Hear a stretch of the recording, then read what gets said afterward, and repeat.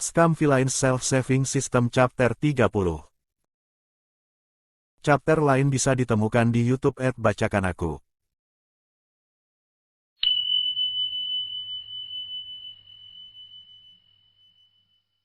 Di bawah bimbingan Gong Yixiao, mereka bertiga dengan cepat menerobos formasi istana Huanhua dan mendekati posisi target mereka.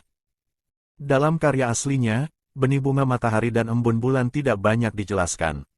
Hanya ada sedikit referensi bahwa itu muncul di gua yang ditutupi oleh tanaman hijau hutan yang lebat. Bagaimanapun, hal ini tidak ada hubungannya dengan protagonis laki-laki dan anggota haremnya. Itu diatur sebagai salah satu alat peraga untuk digunakan lawan Luo Binghe.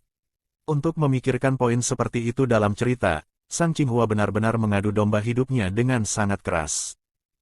Akan tetapi, hanya karena itulah Shen Qingqui berani bertindak. Jika itu adalah sesuatu yang berhubungan dengan plot utama, seperti ramuan aneh dan ajaib yang diberikan kepada Luo Binghe untuk digunakan, maka dia tidak punya nyali untuk mengambilnya. Meraih barang milik musuh protagonis laki-laki seharusnya tidak masalah.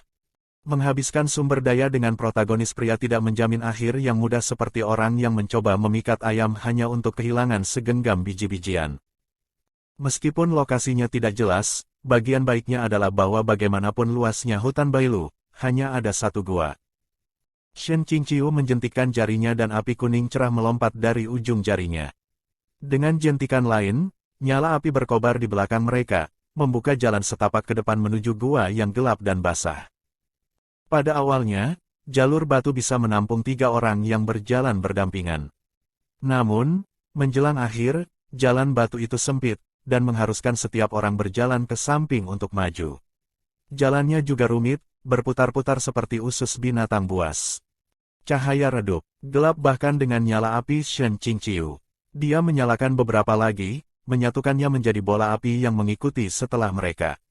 Gong Yixiao berada di belakang, Sang Qinghua awalnya ingin menunggu di luar gua, tetapi ditendang ke dalam oleh Shen Qingqiu.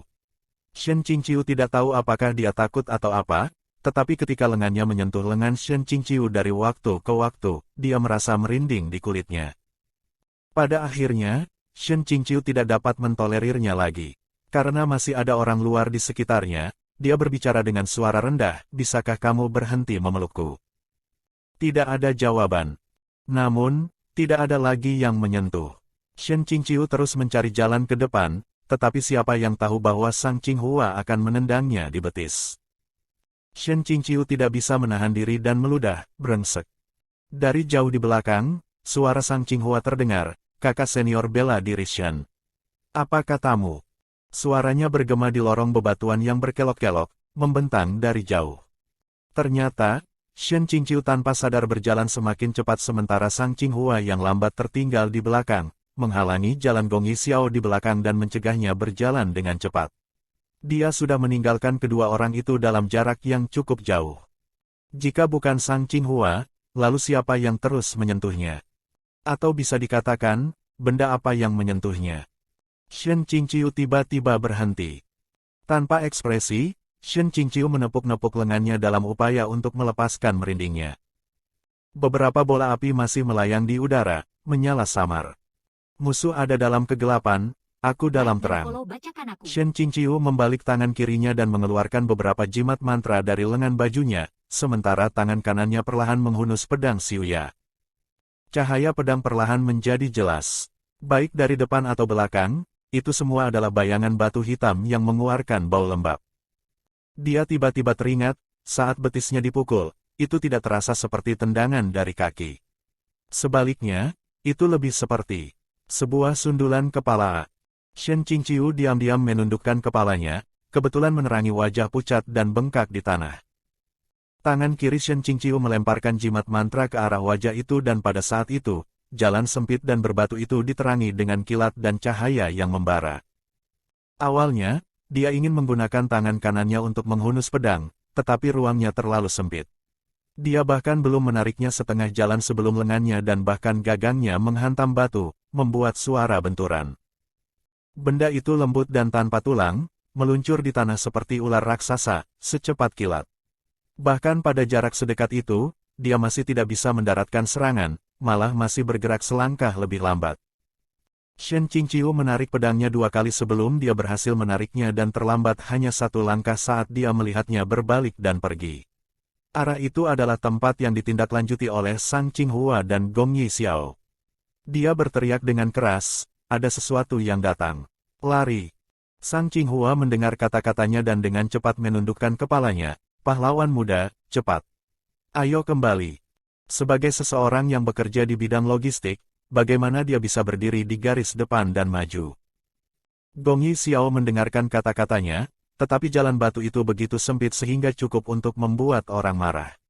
Bahkan ke samping, hanya ada kepalan lebar antara tubuh dan dinding. Dia tidak bisa lewat sama sekali. Sang Qinghua mendengar Shen Qingqiu berteriak lagi dari sana, tanah. Lihat ke tanah. Dia merangkak di tanah. Berbalik lagi, dia melihat seekor ular manusia meluncur dengan suara cilui-cilui. Sang Qinghua membuat keputusan cepat dan segera berbaring. Gong Yixiao juga tidak pernah menemukan makhluk aneh seperti itu dan terkejut sesaat. Setelah tiba-tiba melihat Penatua Sang cukup takut untuk jatuh, dia menjadi ketakutan. Namun, setelah mengatasinya dan pulih, dia berkata, permisi, dan melewatinya dengan lompatan. Tidak peduli seberapa buruk prosesnya, logistik dan barisan depan akhirnya bertukar posisi. Shen Qingqiu berteriak lagi, jangan mencabut pedangmu. Dia belum selesai mengucapkan kata pedang sebelum Gong Yixiao buru-buru mencabut pedangnya dan membuat kesalahan yang sama. Pedang ditarik setengah dan gagangnya menghantam dinding batu. Shen Qingqiu bergegas dengan pedangnya, berteriak di dalam hatinya, betapa bodohnya. Gong Yixiao sangat terpojok. Sebenarnya, Shen Qingqiu sangat paham bahwa hanya bisa dikatakan bahwa dia bereaksi terlalu cepat. Dia belum selesai mendengar kata-katanya sebelum bertindak, bahkan jika itu orang lain, akan memiliki hasil yang sama. Namun, dia lupa karena ketika dia kadang-kadang bergandengan tangan dengan Luo Binghe dan bertindak di masa lalu, kata-kata itu bahkan tidak perlu keluar dari mulutnya agar Luo Binghe diam-diam mengerti dan merespons dengan sempurna.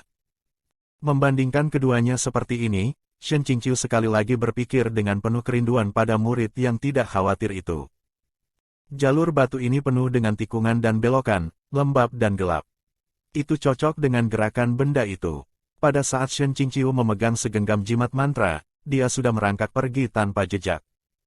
Gong Yixiao tidak percaya dan berkata, Penatua Shen, apakah itu makhluk iblis yang barusan kau temui sebelumnya di hutan Bailu?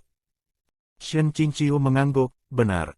Aku tidak tahu bagaimana benda ini bisa lolos dengan kedua sisi menjepitnya. Wajah Sang Qinghua tidak mengubah ekspresi saat dia naik dari tanah dan menepuk-nepuk kotoran abu-abu di pakaiannya. Dia berkata, itu melampauiku. Gong Yixiao speechless. Shen Qingqiu, ayo, pergi. Kali ini, ikuti dengan cermat. Dia tidak perlu mengatakannya. Kali ini, bahkan jika dia mati, Sang Qinghua tidak mau ada jarak barang 2 ci di antara mereka. Mengembara sampai kepala mereka hampir pusing, 3 orang akhirnya keluar dari lorong batu. Di kedalaman gua, jalan setapak tiba-tiba terbuka di depan mereka.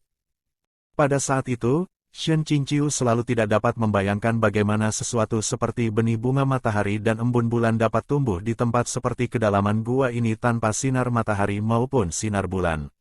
Saat pertama kali mendengar namanya, kau dapat langsung mengetahui bahwa itu adalah sesuatu yang terbentuk dari evolusi energi spiritual esensial yang dibentuk oleh langit dan bumi serta sinar matahari dan sinar bulan. Akhirnya, dia mengerti mengapa. Ternyata di bagian paling atas gua, ada bukaan besar yang menampakkan langit.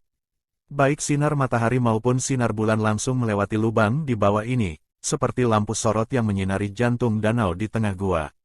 Dan tanah pada titik itu secara alami adalah tempat tumbuhnya benih bunga matahari dan embun bulan. Sebidang kecil tanah itu dikelilingi oleh danau yang berkilau, gemerlap, dan seperti batu giok. Sang Qinghua mengeluarkan suara wu, dan berkata dengan tegas, Danau Lushui. Tepat sekali. Hanya dia yang bisa membuat keputusan akhir atas pengaturan yang dia buat. Meskipun itu adalah warna rumput, sebagai penulisnya, dia tidak akan membuat kesalahan.